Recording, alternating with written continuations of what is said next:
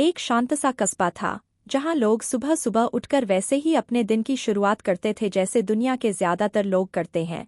थोड़ी जल्दबाजी, थोड़ा तनाव, थोड़ी उम्मीदें और बहुत सारी अधूरी चीजें। इसी कस्बे में रहता था एक साधारण सा युवक, आरव। आरव के सपने साधारण नहीं थे। वह हमेशा सोचता था कि उसकी जिंदगी में कुछ बड़ा होना चाहिए, कुछ ऐसा जो उसे भीड़ से अलग कर दे, कुछ ऐसा जिसमें वह खुद को पूरी तरह झोंक सके। लेकिन समस्या वही थी जो दुनिया के हर इंसान की है, जिंदगी में बहुत सारे रास्ते, बहुत सारे काम और बहुत सारी उलझनें। वह हर दिन कुछ नई चीज शुरू करता, पर कोई काम अंत तक नहीं जाता था। एक दिन आरव को एक अजीब सी बेचैनी महसूस हुई। वह सोच रहा था, क्या मेरी जिंदगी ऐसे ही गुजर जाएगी? मैं इतना कुछ करना चाहता हूँ, पर सब एक साथ क्यों नहीं कर पाता? वह निराश था। उसके कमरे में फैली अधूरी किताबें, अधूरे प्लान, आधे बने प्रोजेक्ट और अधूरी ख्वाहिशें उसके मन पर बोझ डाल रही थीं। उसी शाम वह कस्बे के बाहर बने पुराने ग्रंथालय में गया। यहाँ कम ही लोग आते थे।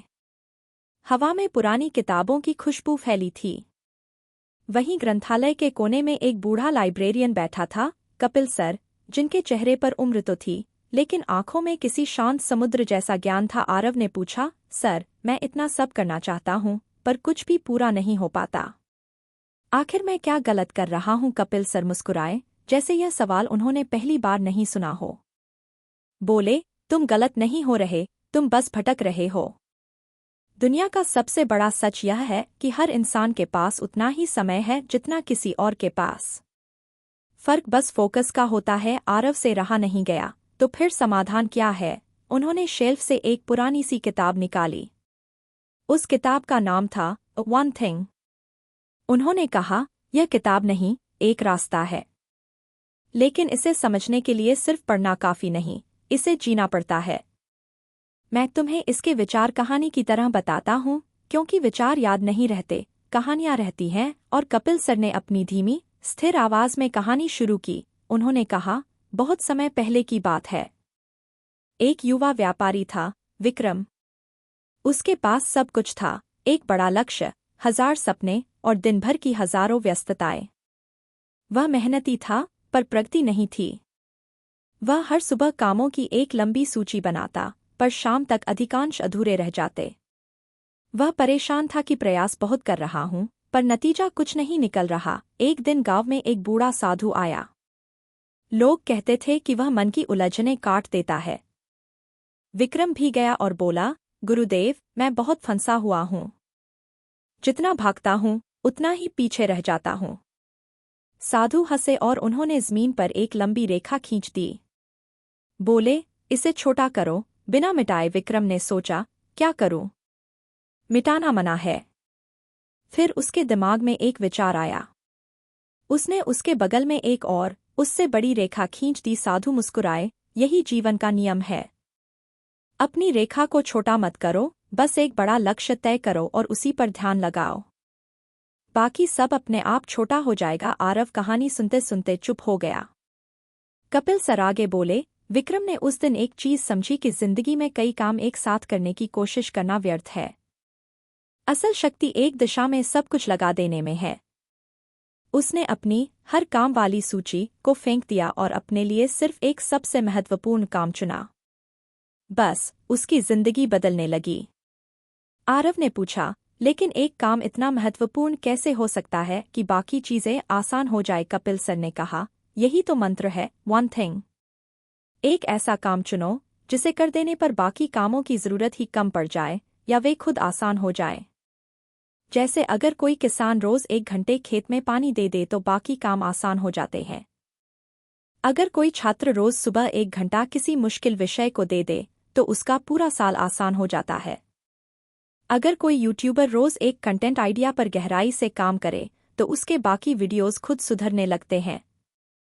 लोगों का सबसे बड़ा भ्रम है कि वे बहुत सारे काम करके सफल होते हैं। सच्चाई यह है कि लोग सफल तब होते हैं जब वे गैर जरूरी कामों को ना बोलना सीखते हैं। आरव अब पूरी तरह कहानी में डूब चुका था। उसे ऐसा लग रहा था जैसे यह कहानी सिर्फ विक्रम की नहीं, उसकी अपनी भी है। कपिल सर ने आगे कहा, एक दिन विक्रम ने ध्यान दिया कि जब वह सुबह उठते ही अपने वन थिंग पर काम करता है, उसका ध्यान ज्यादा स्थिर रहता है। वह जल्दी थकता नहीं।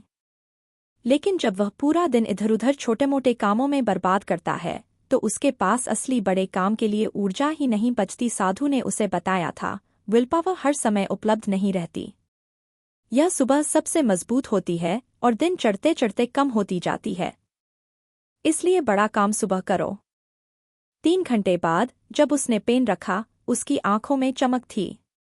उसके सामने एक पूरी, साफ, प्रभावशाली स्क्रिप्ट तैयार थी। उसने खुद से मुस्कुराकर कहा, पहली जीत। उसे महसूस हुआ कि यह सिर्फ एक स्क्रिप्ट नहीं थी, यह उसके भीतर के भटकाव पर उसकी जीत थी। दोपहर में वह फिर से ग्रंथालय गया।